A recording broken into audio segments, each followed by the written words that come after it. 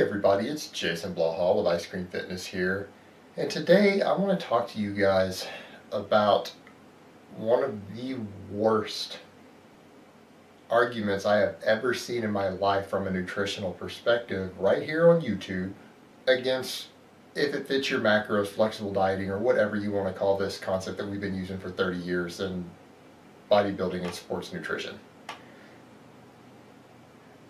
But hold on, let me give you guys a bicep shot first.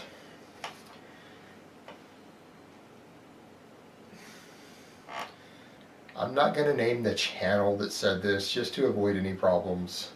A lot of you can figure out who it is. But this person said, and one of their biggest arguments against this concept of flexible dieting was that if you only eat 90% clean and 10% processed foods or junk foods or whatever, that you're only going to get 90% results.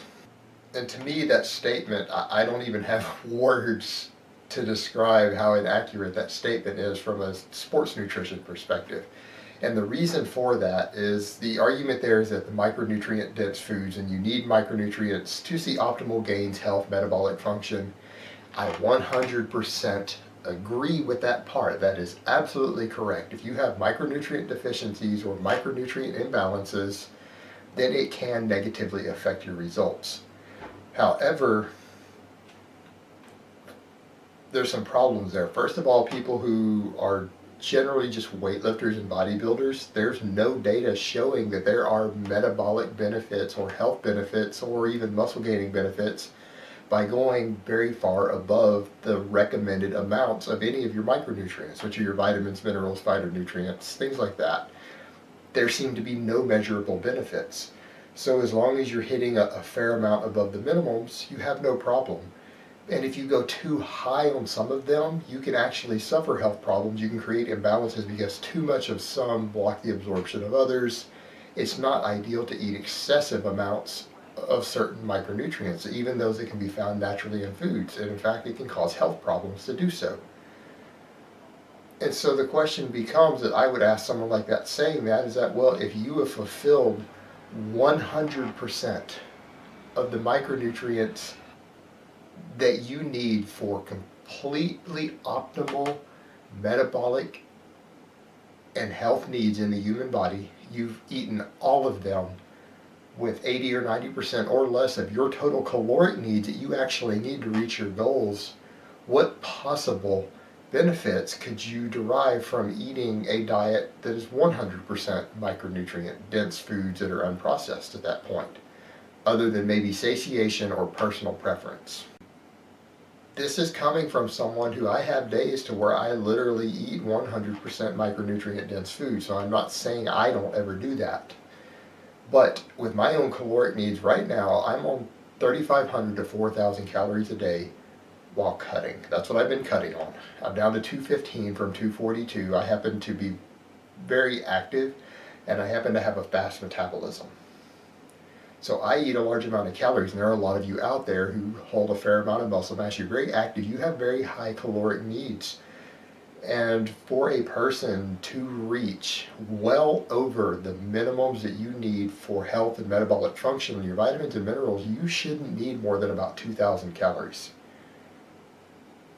So if I eat 4,000 calories in a day and I eat 50% of that from very micronutrient dense foods, which I personally do, I eat a lot of broccoli, I eat a lot of mixed vegetables, a lot of fruit.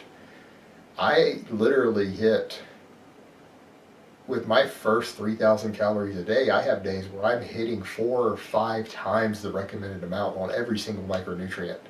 And if I were to eat just plain white rice or whatever for that remaining 1,000 calories, or Pop-Tarts or whatever, and I don't like Pop-Tarts, or ice cream, I am still way above the minimums. And had I filled that same amount of calories with micronutrient dense food, I would have no benefits whatsoever.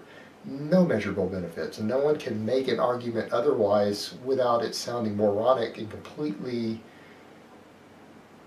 contrary to everything we know about science and nutritional science.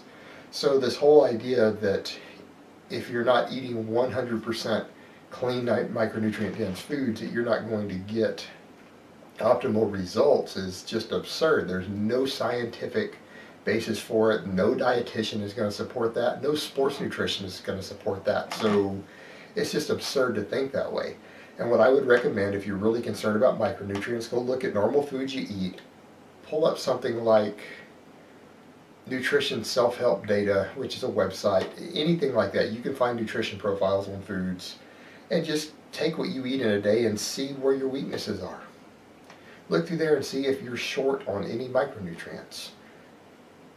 And if you are, then maybe add in foods from time to time that fill in those weaknesses.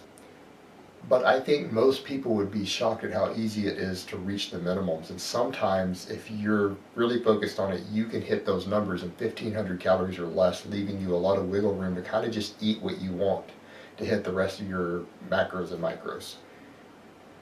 And I'm not telling you that you need to go eat a bunch of junk food, but this idea that you can't be flexible or that you'll get 10% less results is not based on anything logical, reasonable, scientific, or even people's real world experience.